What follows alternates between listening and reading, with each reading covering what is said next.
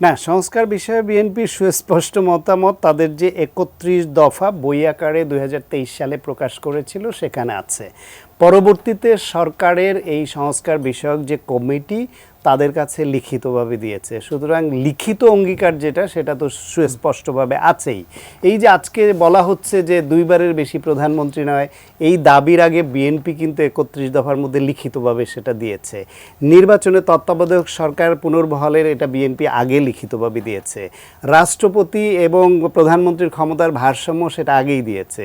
উচ্চকক্ষ নিম্নকক্ষ সংসদের বিষয়ে বিএনপি আগেই দিয়েছে। সুতরাং প্রধান যেসব সংস্কারের বিষয় নতুন করে যেটা আসছে এর একটাও নতুন না, এর মোরলেস সবগুলোই কিন্তু বিএনপির ওই ৩১ দফার মধ্যে বিস্তারিত আছে। এবং এটা শুধু বিএনপির একার না, বিএনপি আগে ২৭ দফা দিয়েছিল, তারপরে তাদের সমমনা বিভিন্ন যে দল তাদের সঙ্গে আলোচনা করে তাদের মতামতকে গুরুত্ব দিয়ে ২৭ দফাকে ৩১ দফা করা হয়েছে। এই যে সংস্কারের যে রূপরেখা যেটা দিয়েছে বিএনপি এবং সারা দেশব্যাপী তারা প্রচারণা চালাচ্ছে, এই সংস্কারটাই তো ছাত্ররা অন্যান্য রাজনৈতিক দলগুলো নতুন করে চাচ্ছে। তারা যেটা নতুন করে চাচ্ছে এবং মানুষ মনে করছে এটা ছাত্রদের চাওয়া, এই চাওয়াটা তো লিখিতভাবে ২০২৩ সালে বিএনপি প্রকাশ করেছে, নতুন নয় তো।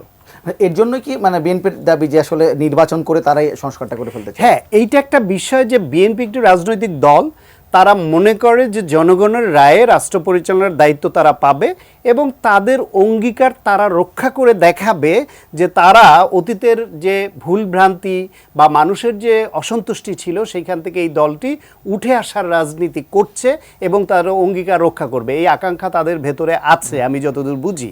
এবং পর্যায়ক্রমে হলেও তারা এগুলো করবে। এখন এই সরকারও যদি তার কিছু কিছু করতে পারে, বিএনপির তো বাধা নেই, কিন্তু এগুলো করার নামে যদি সময়ক্ষেপণ বেশি হয়, নির্বাচন পিছিয়ে যায়, তার মধ্যে যদি ফ্যাসিবাদের উত্থান হয়, নতুন করে নতুন নতুন ষড়যন্ত্র তৈরি হয়, তাহলে তো সেটা দেশের জন্য, রাজনীতির জন্য, গণতন্ত্রের জন্য ভালো হওয়ার কোনো কারণ নেই।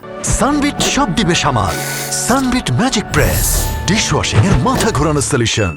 ফয়েজ আহমেদ, আমি যদি একদম আজকের বিষয়টা আসি, রমজানের রাজনৈতিক সংগ্রাম কতটা থাকবে? আপনি বলছিলেন যে আসলে দিন শেষে রাজনৈতিক দলগুলোর মধ্যে হয়তো অতটা টেনশন নেই নির্বাচনে, তাহলে কি আমরা বলতে পারি যে এই মাসটা আসলে তেমন আসলে রাজনৈতিক যে উদ্বেগ উৎকণ্ঠা আছে?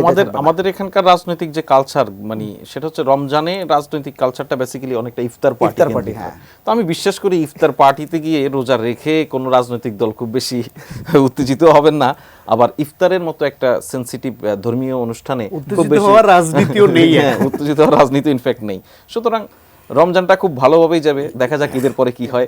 তো এখন আমার মনে হয় না যে আমাদের রাজনীতি ওভারঅলি সংযমের বাইরে কিছু আছে, অন্তত গত ৮ আগস্টের পর থেকে। একটা জিনিস কি, এই ধরেন জাতিসংঘ স্বীকৃত খুনি শেখ হাসিনা বারবার যে ধরেন নানানভাবে উস্কানি দেওয়ার চেষ্টা করছে, তার এই উস্কানি আমাদের রাজনীতিকে বরঞ্চ একটা সংঘাত সহিংসতার দিকে ঠেলার চেষ্টা করে, বারবার আমরা এটা প্রমাণ পেয়েছি। আমাদের রাজনৈতিক দলগুলি এই ফ্যাসিবাদের বিরুদ্ধে বাংলাদেশ প্রশ্নে শতভাগ একমত, শতভাগ ঐক্যবদ্ধ, সেটা নিয়ে কারো কোনো দ্বিমত নেই কোনো ইস্যুতে। তাদের নিজ নিজ রাজনৈতিক অনেক বিষয়ে নানান ধরনের মত দ্বিমত থাকতে পারে, সেটা গণতন্ত্রের জন্য একটা সুন্দর দৃষ্টান্ত বটে, কিন্তু বাংলাদেশ প্রশ্নে, ফ্যাসিবাদ বিরোধী প্রশ্নে সবাই একমত। এটা আমাদেরকে একটা ইতিবাচক রাজনীতিরই ইঙ্গিত করে। আমি আশা করি পলিটিক্যাল পার্টিগুলি এটা ধরে রাখবে। যদি 30 সেকেন্ডে বলেন, মানে কেমন রাজনীতি এই মাসে আমরা দেখতে পারি? না, এই যেটা বললেন যে রোজার মাসের যে সংযম এবং রাজনীতিতে যে সংযম এবং ঐক্যের ধারা তৈরি হয়েছে, সেটা যেন অব্যাহত থাকে।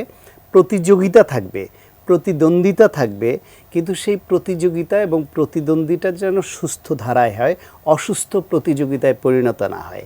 এবং সব দলই কিন্তু বলে সবার আগে দেশ, ব্যক্তির চেয়ে দল বড়, দলের থেকে দেশ বড়। এই যেই কথাটা তারা বলে, অতীতে কখনো কখনো তাদের কাজে এর প্রমাণ কখনো কখনো না মিললেও ভবিষ্যতে আমরা আশা করব যে তাদের এই প্রমাণ তারা দেবে যে দেশ সবার উপরে, তারপর দল, তারপর ব্যক্তি, এবং দলের মধ্যে গণতান্ত্রিক পদ্ধতিতে যোগ্যদের জায়গা দেওয়া, ভবিষ্যৎ রাজনীতির জন্য দলকে, নেতৃত্বকে তৈরি করা। মানুষ এখন এত বোকা না, ভার্চুয়াল মিডিয়ার যুগে প্রত্যেকটা জিনিস মানুষ এখন খেয়াল রাখে এবং মানুষের হাতে প্রতিটা ক্যামেরা এক একটা সাংবাদিকের চোখ।